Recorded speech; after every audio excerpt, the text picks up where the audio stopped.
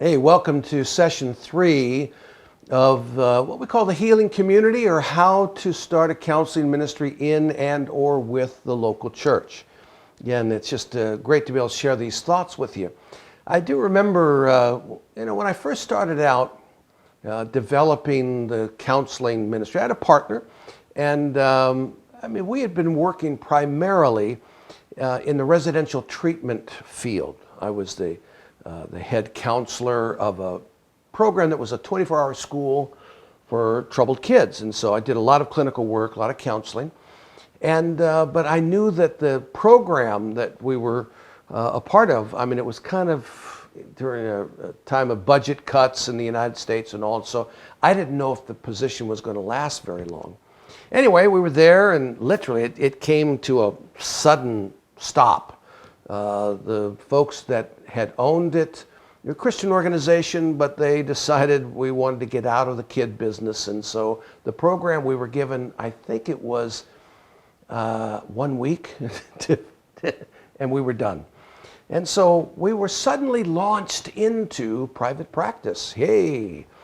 And I was a part of a local church. He was a part of a local church. We had done a little bit of counseling-related stuff with them, but now, now it was more we needed to make a living. So we thought, well, I guess this must be the right time to do it. Fortunately, we got some unemployment that helped a little bit.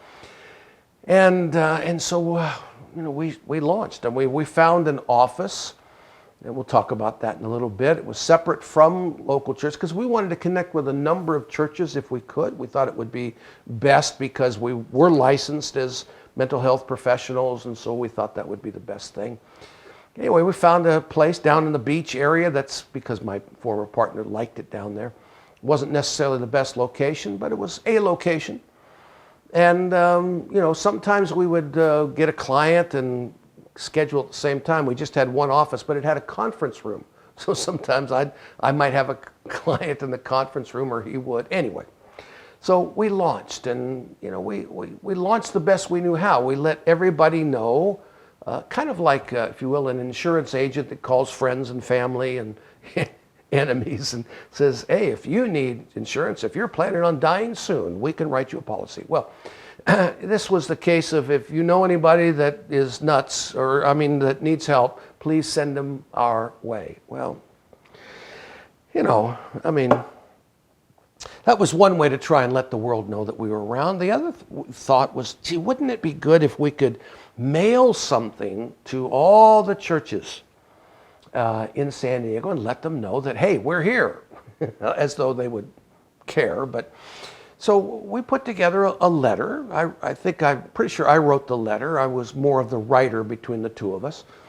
And we met a brother who happened to be a part of a ministerial fellowship in San Diego area that had a mailing list of all the churches in San Diego. So we thought, man, so he was a friend, so I contacted him. He said, oh, he'd be happy to do a mailing for us. So we put together the best we could, a brochure, a little flyer, a business card, and we paid for the postage and all of that, and we mailed, and we're thinking, man, this is going to really open doors.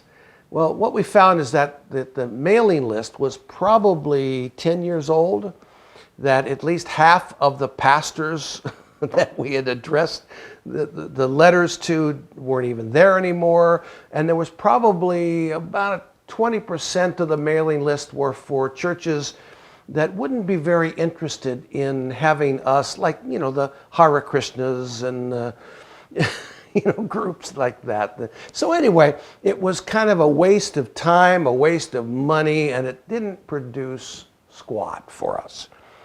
Well, it's not a bad thing to mail to people or email to people nowadays and let them know that you're available, that you're around, or to do a Facebook posting, etc. In fact, it's probably a good thing to do that and more.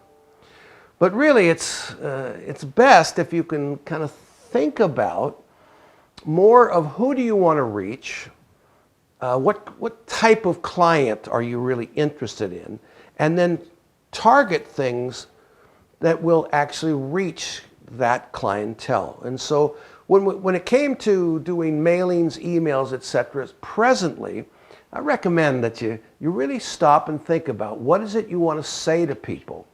How is it you want to communicate with them about you and about the services that you provide?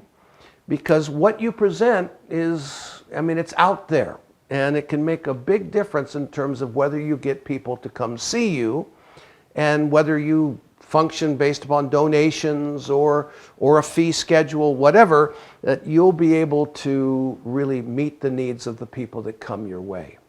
And so, however you do, I think probably the first step is to create a list. Now, it's a list of family and friends and contacts that you have.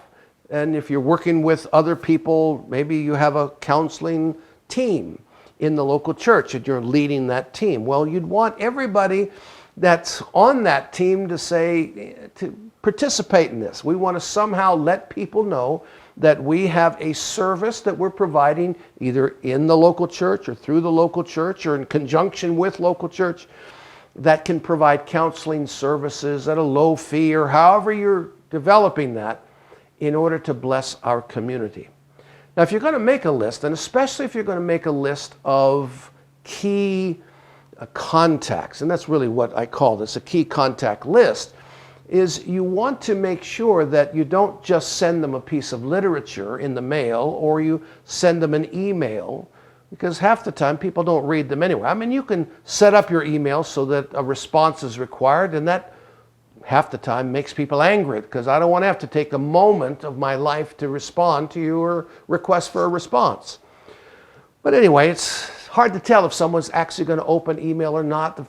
If they see something on Facebook, do they look at it? Do they actually respond to it? So it's important that you make a list that you can then follow up with, though, with a personal contact. I've found that still, even today, when I get on the phone and I call someone to say, I sent you a letter or I sent this information to you, I just want to make sure you got it. Most of the time they'll say, oh, I don't remember seeing it, or I didn't get, oh, well, hey, it's okay, I can send it to you again. They said, but this takes so much time, and it's worth it. It's worth it, especially with key contacts. And the key contacts to me are people that are influential in business and education and maybe healthcare, or certainly pastors and leaders, local congregations. You want to communicate with them and let them know that, hey, not just that you're available, but that you really can provide a service to them that will be a blessing to them and for them. And so however you're going to promote yourself that way, you want to especially start with a key list of sorts. And you want to make sure that you communicate with them not just once, but plan on communicating with them multiple times. Because you just don't know how long down the road someone might say, finally find someone that really needs help, and because you've been communicating with them, they're going to respond to you. They're going to send that client your way. Hey, we do blogs, we do newsletters, we do all kinds of things to help promote areas of ministry. And you'll see, if you spend a little time researching on the internet different counseling ministries, especially church-based or Christian counseling ministries in your community, you'll see what they're doing, and you'll see that some of them are very successful. Well, don't be shy. Borrow it. The concept, not their page exactly, because it'll just go to them. But borrow their concepts, how they're doing things. It's probably one of the fastest ways to really create a good image for yourself. So you need a web page. You need to provide services of sorts. It used to be doing workshops and seminars. Now we do a lot of that through Zoom and other devices. But be prepared to get out there a little bit and let folks know that you're available, because if they don't know where you're at, if they don't know who you are, and if they don't know what you offer, they're not likely going to come your way. So it's really important that you, you work on communicating to the world that you're around. I think you need to establish, without embarrassment, a standard fee chart in line with going rates for counseling services in your community. Now again, when we first started out, we decided, and it really was a decision on our part, we wanted to offer the counseling services to anybody. Now, there's a concept called pro bono, which is really just to provide a free service. And we did some of that, but very rarely because of the concept of implied value. In other words, for people, if something is free, it's not worth much. And so really it's better therapeutically, it's better in terms of relationship, and it's certainly better for your pocketbook, if you charge at least something. Now it can be a charge or it can be a suggested donation. Again, here's the problem with a suggested donation. It's suggested. Now, vast majority of people just see that. They don't see the suggested in front of it. They just see the donation. And thus, they'll donate, according to their income level, the amount that's requested. But if a person says, I just don't feel like donating, guess what? You can't force that. You can't not provide the service to them. So that's something you do want to think through. I found that a sliding scale works well. And, you just have to kind of know your community a little bit. My sliding scale doesn't start at 0. It starts at 50 and goes up from there. Standard fee for someone with my level of education training in the Southern California area is about $150 an hour. I'm usually less than that for most people. But again, you have to know your skill, what you're providing, but you do want to be reasonable about that. It's probably better to see people than not see anybody, and they have a higher fee, but it's something that you have to work out. Now, the key thing, this is, I think, helpful with pastors. Pastors are concerned about their people. They want to make sure that the people are getting good service for the dollars they're spending. And so I think, being clear about that, here's what our fee schedule is. In the book, there's a suggested one. You can take it and adjust it any way you need to. But the key thing is, I think it's essential that people pay. I mean, look, fact is, people that tithe and give offerings above that in their local church tend to be the most faithful, most committed, and they're getting the most out of the service. Gee, I can't imagine why. Well, it's because they're investing. I mean, it's not just our time or our talent, but it's also our treasure that makes a big difference in terms of, our faithfulness, our growth, etc. in the kingdom. So, sliding scale, offering a fee, I think it's very important. When you finally get to the place where you're ready to open an office, you want to probably do that with some sort of an open house. Now, the open house can be, you have probably snacks and you can get volunteers to help put things together.